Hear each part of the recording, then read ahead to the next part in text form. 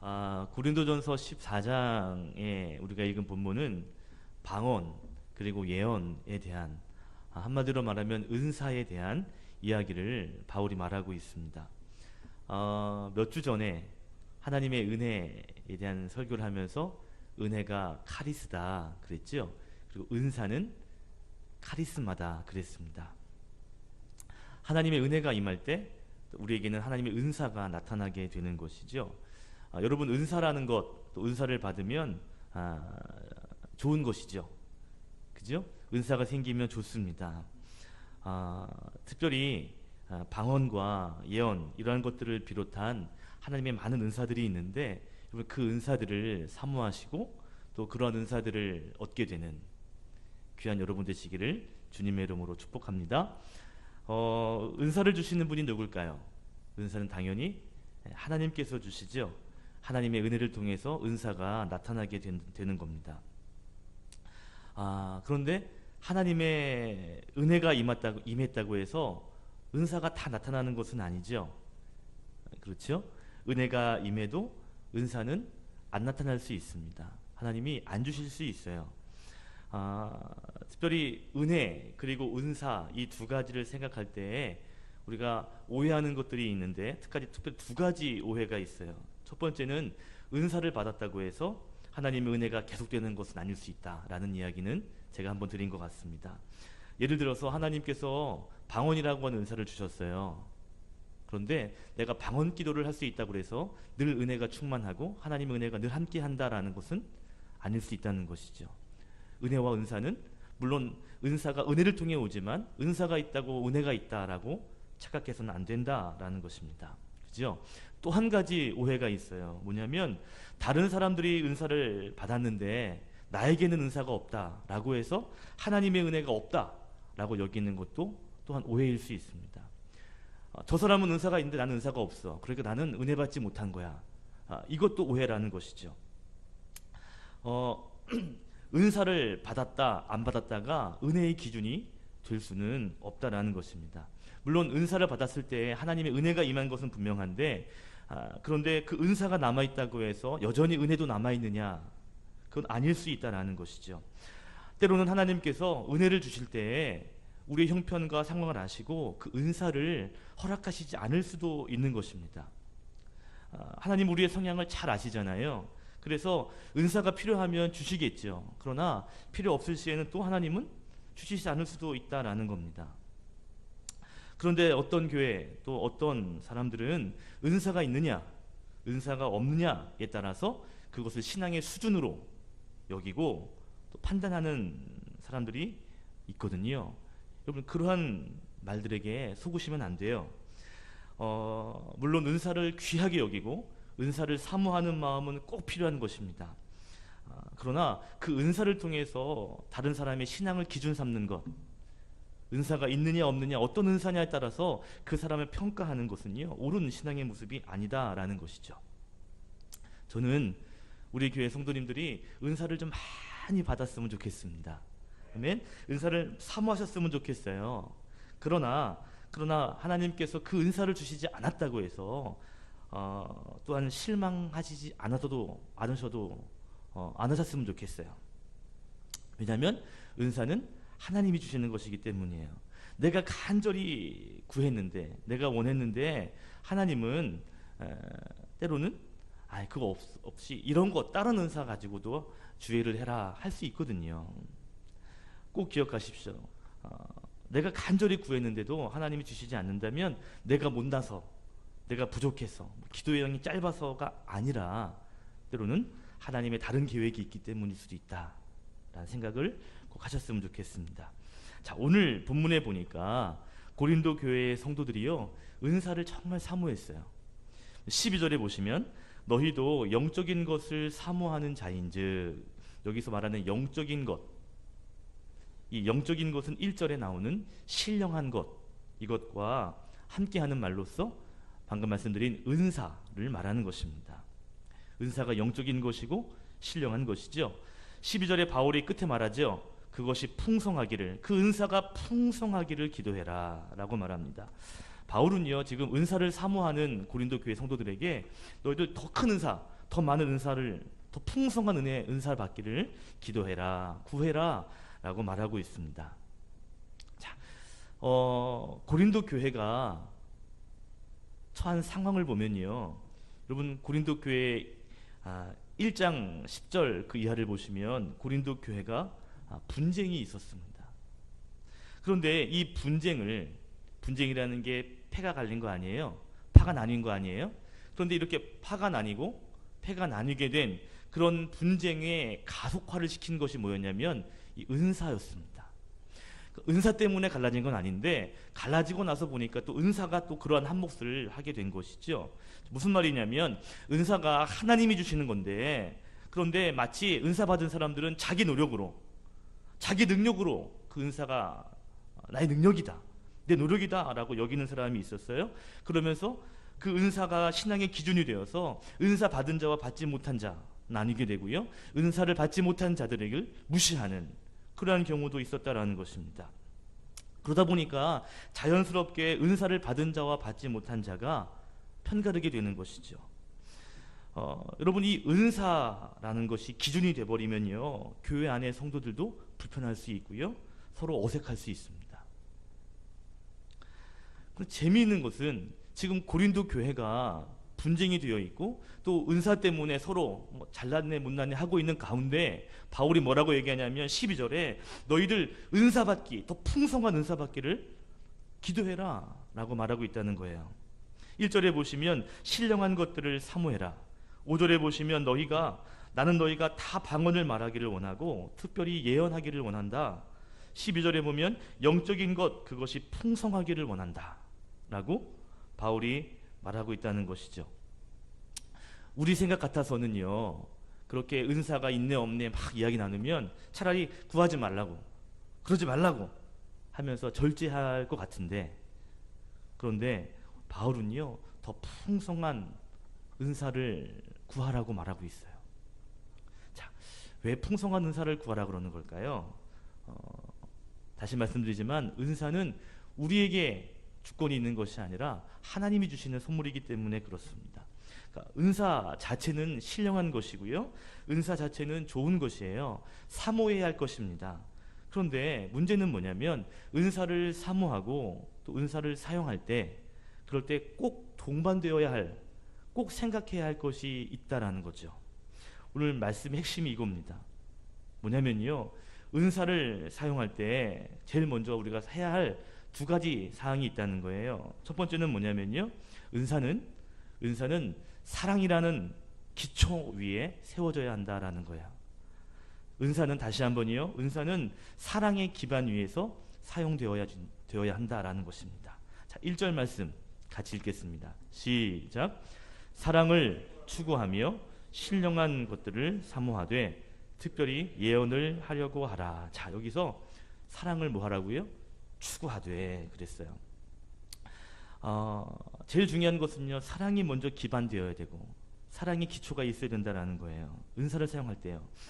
고린도 교회에는 문제가 있었는데요, 그 중에 한 가지는 이 방언, 이 은사, 이러한 것들이 무질서하게 나타나게 됨으로 인해서 혼란이 생기고 또 분쟁이 야기되었다는 것이죠.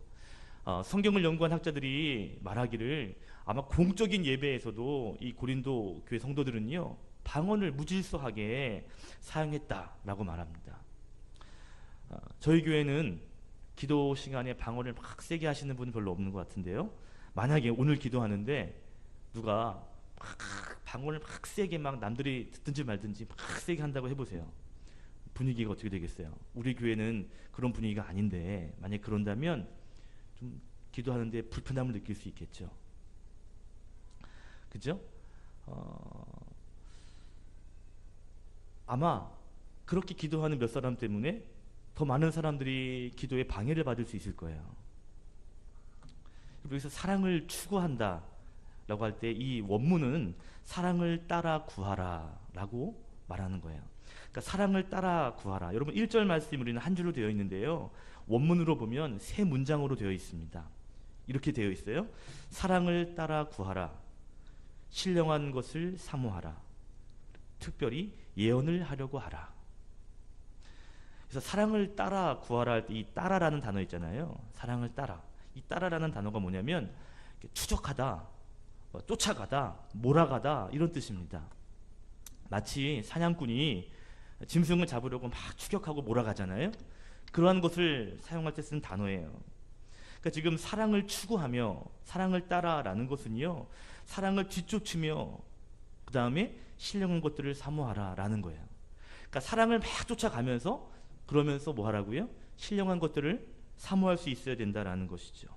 이 말은 사랑을 먼저 쫓아가면서 그러면서 그런 것들도 구해야 된다라는 것이니까 사랑이 먼저, 사랑이 기본이 되어야 된다라는 것입니다. 우리가 14장을 읽었는데 그 앞에가 무슨 장이에요? 고린도전서 13장이 사랑장이죠. 그리고 그 앞에 장이 12장은 은사장입니다. 그러니까 바울은 은사를 이야기한 다음에 최고의 은사가 13장의 사랑이다 라고 이야기하면서 오늘 그 사랑 위에 여러 가지 은사들을 사모하고 또 사용해야 한다라는 것을 강조하고 있다라는 것이죠. 자, 1절에 사랑을 추구하며 할 때 이 뉘앙스와 비슷한 말이 맨 끝절에 나옵니다. 14장 39절과 40절 한번 읽어볼게요. 자, 고린도전서 14장 39절 40절 시작. 그런즉 내 형제들아 예언하기를 사모하며 방언 말하기를 금하지 말라.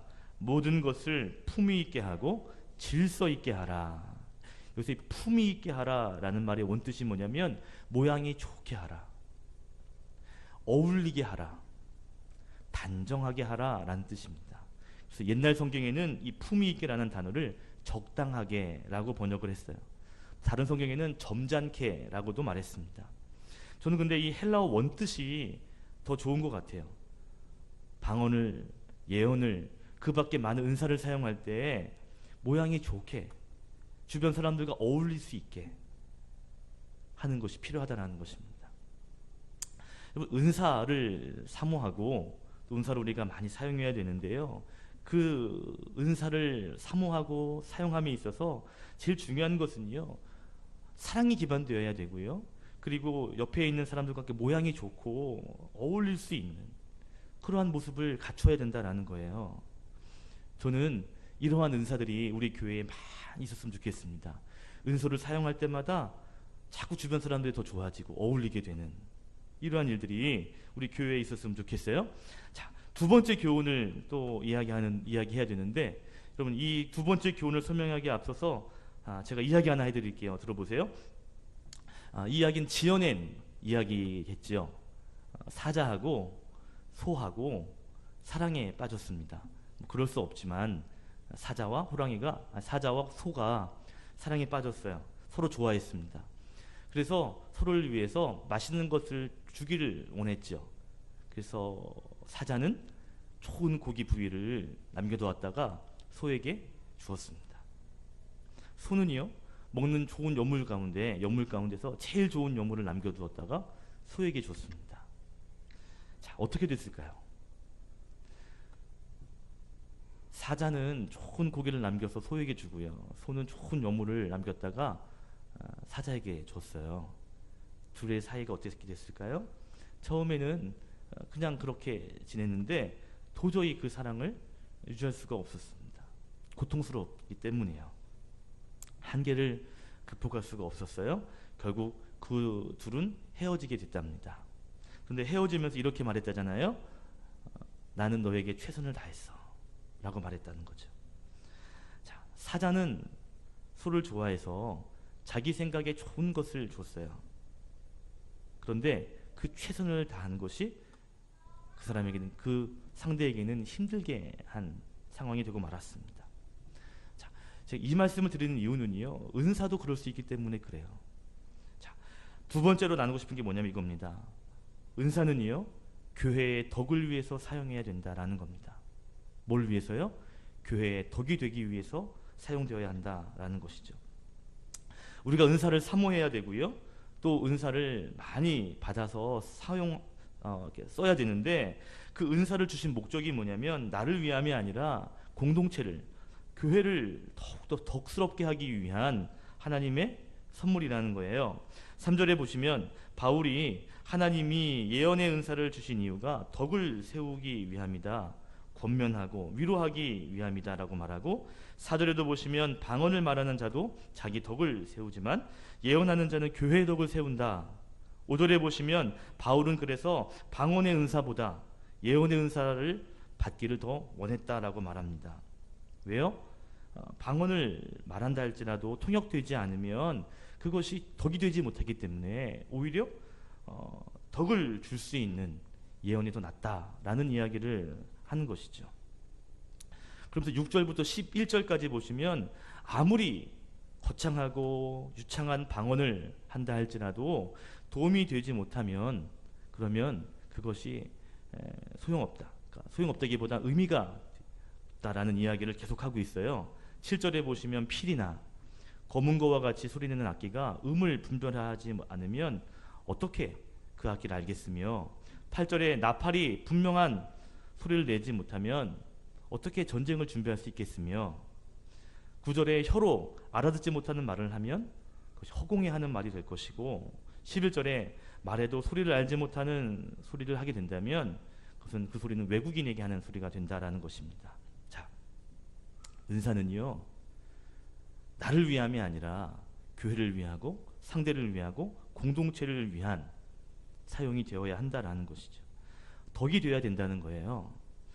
하나님이 우리에게 은사를 주신 목적이 있는데 그것이 은사를 통해서 우리가 자랑하고 그 은사를 통해서 남을 무시하고 남을 결정하고 판단하는 것이 아니라, 그 은사를 통해 주신 것이 나 혼자 잘 되라고 주신 것이 아니라 은사를 주신 목적은 교회에 덕이 되기 위하여, 공동체의 유익이 되기 위하여 하나님이 주셨다라는 것입니다.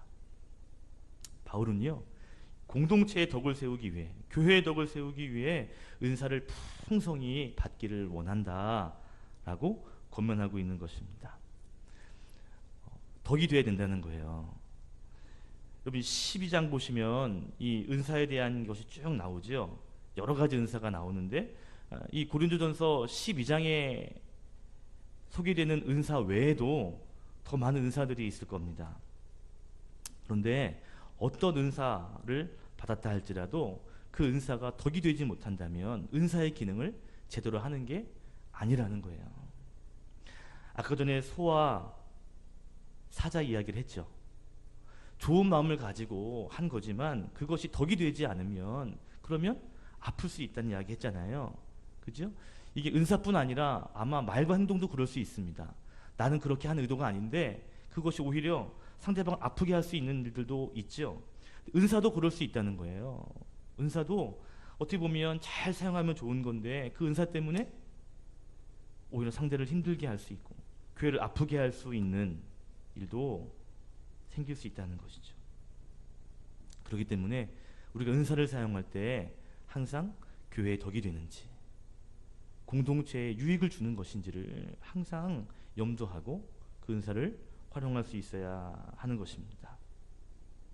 오늘 본문은 방언 그리고 예언에 대한 이야기를 하고 있지만 우리는 더 넓은 의미로 은사라고 하는 개념을 살펴봤거든요.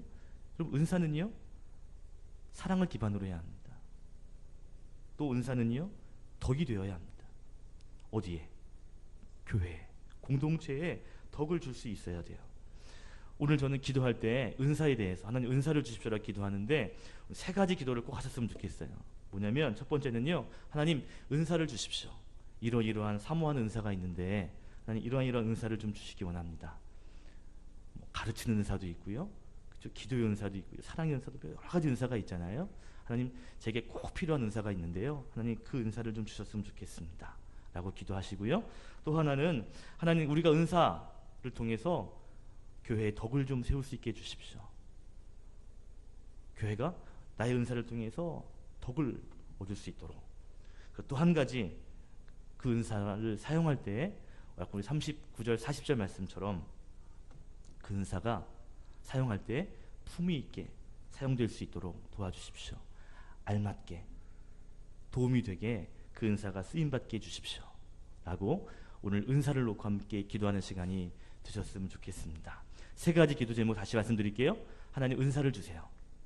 또 하나, 은사를 통해서 덕이 세워지게 해주십시오.